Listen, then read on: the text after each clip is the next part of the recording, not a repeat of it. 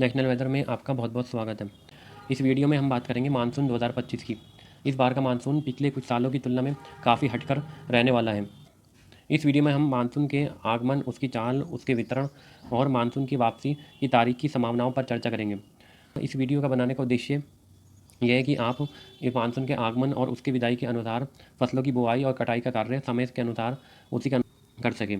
सबसे पहले अगर हम मानसून के आगमन की बात करें तो जैसे कि पहले भी मैंने वीडियो में बताया है कि इस साल मानसून कई राज्यों में अपने निर्धारित समय से काफ़ी पहले पहुंचने की संभावनाएं दिख रही हैं। विशेष रूप से पश्चिम बंगाल, बिहार, पूर्वोत्तर के राज्यों में। केरल पर मानसून 20 से 23 तारीख के बीच दस्तक दे सकता है। इसी तारीख के बीच मानसून के पूर्वोत्तर राज्यों में भी दस्तक देने की संभावनाएं दिख रही हैं।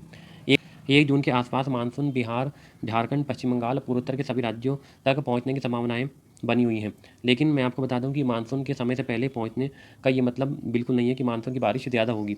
अगर हम मानसून के इतिहास को देखें तो आज से लगभग 20 साल पहले 2006 में भी जून के शुरुआती दिनों में भारत के कई राज्यों में मानसून ने समय से पहले दस्तक दे दी थी और बिहार में मानसून 5 जून को ही पहुंच गया था।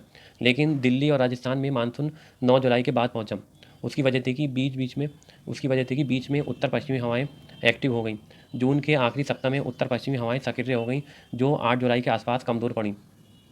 अगर हम साल 2021 की बात करें तो तब भी यही स्थिति देखने को मिली। तब बीच में उत्तर पश्चिमी हवाएं एक्टिव हो गई और साल 2021 में मानसून 18 जून तक पश्चिमी उत्तर प्रदेश में दस्तक दे चुका था। लेकिन दिल्ली 9 जुलाई के बाद यानी लगभग 20 दिन के बाद पहुंचा। लेकिन ऐसा नहीं है कि जब भी मानसून समय से पहले एक्टिव होता है तो हर बार पश्चिमी हवाएं बीच में अड़ंगा लगाएं। अगर हम साल 2008 की बात करें तो तब मानसून की चाल बहुत तेज़ रही थी। जून, जुलाई, अगस्त में अच्छी बारिश देखने को मिली थी। लेकिन उस साल ये उत्तर पश्चिमी हवाएं अगस्त के बिल्कुल आखिर में यानी 25 अगस्त के बाद सक्रिय हुई थी, जिससे सितंबर में काफ़ी कम बारिश देखने को मिली थी। अब अगर हम 2025 के मानसून की बात करें तो इस साल भी मानसून की चाल बहुत तेज़ रहने की संभावनाएं दिख रही हैं। अब देखना यह है कि पूरे मानसून के दौरान उत्तर पश्चिमी हवाएं कब एक्टिव होती हैं। अगर उत्तर पश्चिमी हवाएं जुलाई के में एक्टिव होती हैं तब मानसून में ब्रेक की कंडीशन बन जाएगी, यानी कि जो मानसून की अक्षीय रेखा है वो हिमालय की तराई में पहुंच जाएगी और उत्तर और मध्य भारत में उत्तर पश्चिमी हवाएं चलने लगेंगी, जिसकी वजह से मौसम बीच में कुछ दिनों के लिए शुष्क हो जाता है। ये उत्तर पश्चिमी हवाएं क्योंकि शुष्क होती हैं और हवाओं की रफ्तार भी बहुत तेज़ होती है, जिससे ये मानसून जैसी मजबूत हवाओं को भी रोक देती हैं। अभी आपने देखा होगा कि पिछले दिनों प्री मानसूनी एक्टिविटी उत्तर भारत व मध्य भारत में देखने को मिल रही थी। लेकिन अब कुछ दिन पहले ही उत्तर पश्चिमी हवाएं थोड़ा एक्टिव हो गई हैं, जिसकी वजह से वेदर एक्टिविटी में कमी देखने को मिल रही है। मानसून के दौरान ये हवाएं चलती हैं तो अब ये बादलों को अपने साथ उड़ा ले जाती हैं। इसी आधार पर इसी आधार पर मेरा अनुमान है कि लॉन्ग पीरियड एवरेज यानी जून से सितंबर के दौरान मानसून 97 से 101% के बीच रहने का अनुमान है। इस साल एक तो न्यूट्रल कंडीशन बनी हुई है। अगर न्यूट्रल कंडीशन पर अगर हम बात करें तो प्रशांत महासागर के नीनो रीजन में पिछले साल यानी 2024 के मुकाबले टेम्परेचर ला नीना के ज़्यादा करीब है।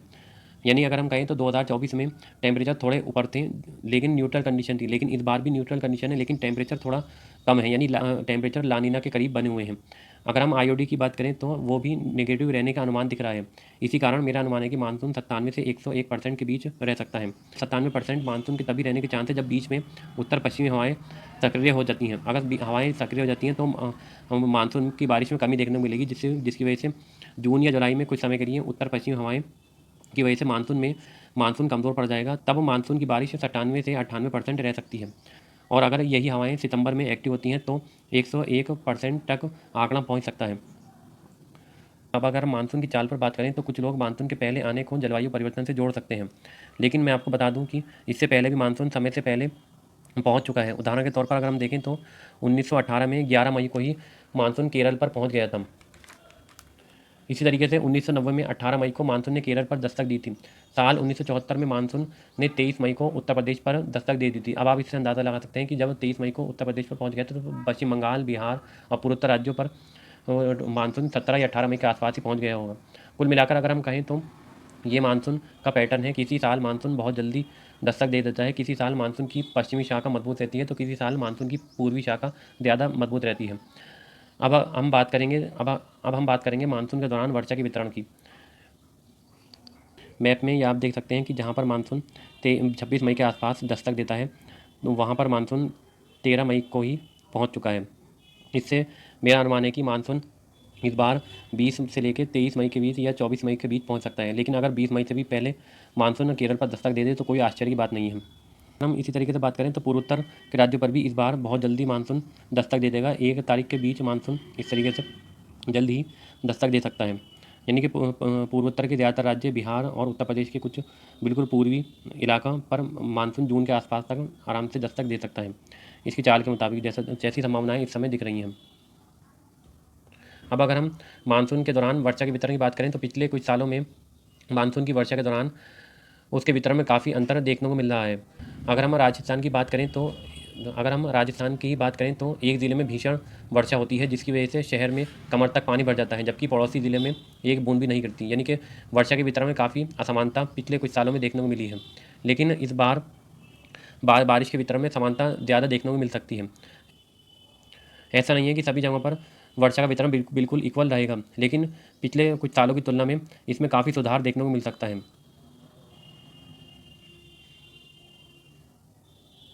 अगर हम राज्यों के हिसाब से देखें तो केरल, तमिलनाडु, गोवा में सामान्य बारिश का अनुमान है।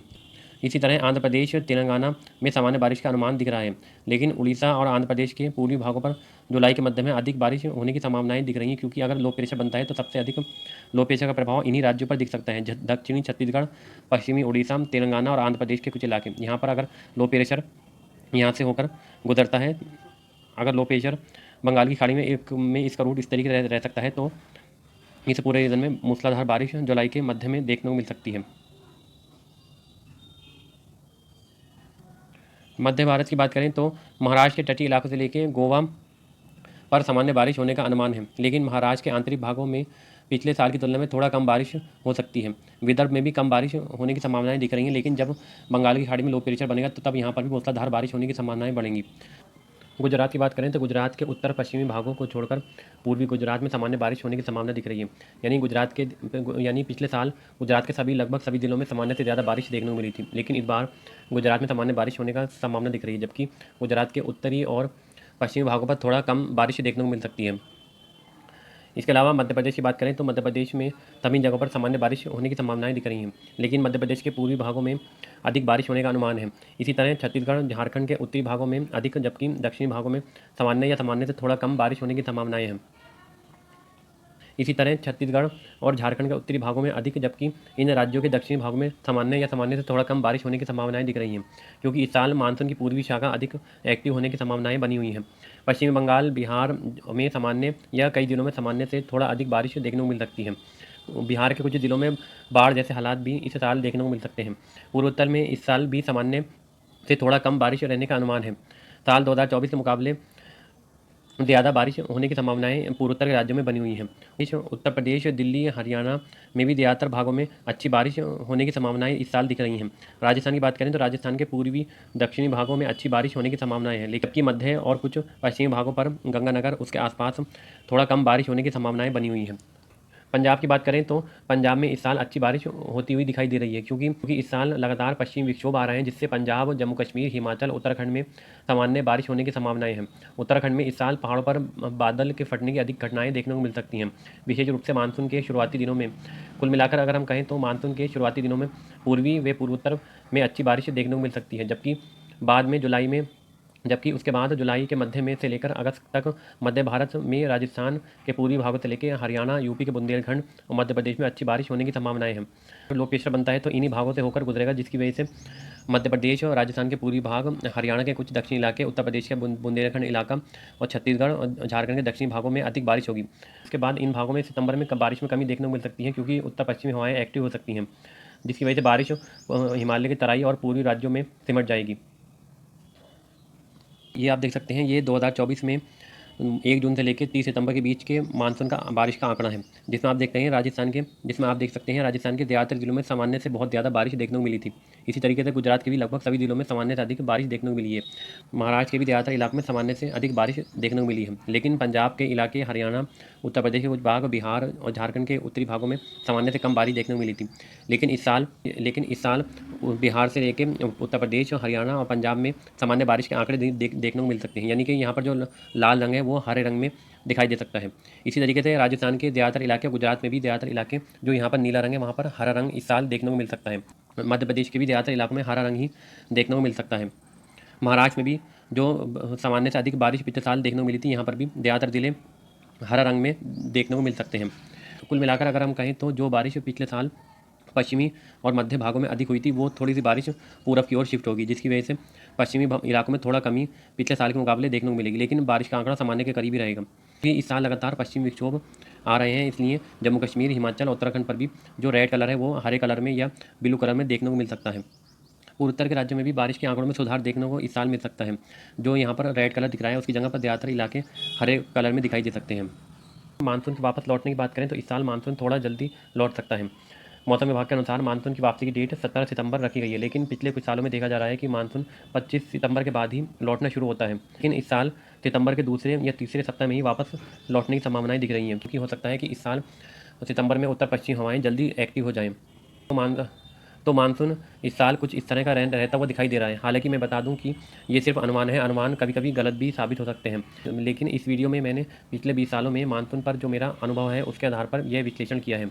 अब आने वाले समय में यह अनुमान कितना सटीक बैठता है, यह मानसून के आने के बाद ही पता चलेगा। फिलहाल के लिए इस वीडियो में इतना ही। वीडियो में अंत तक देखने के लिए बहुत बहुत धन्यवाद।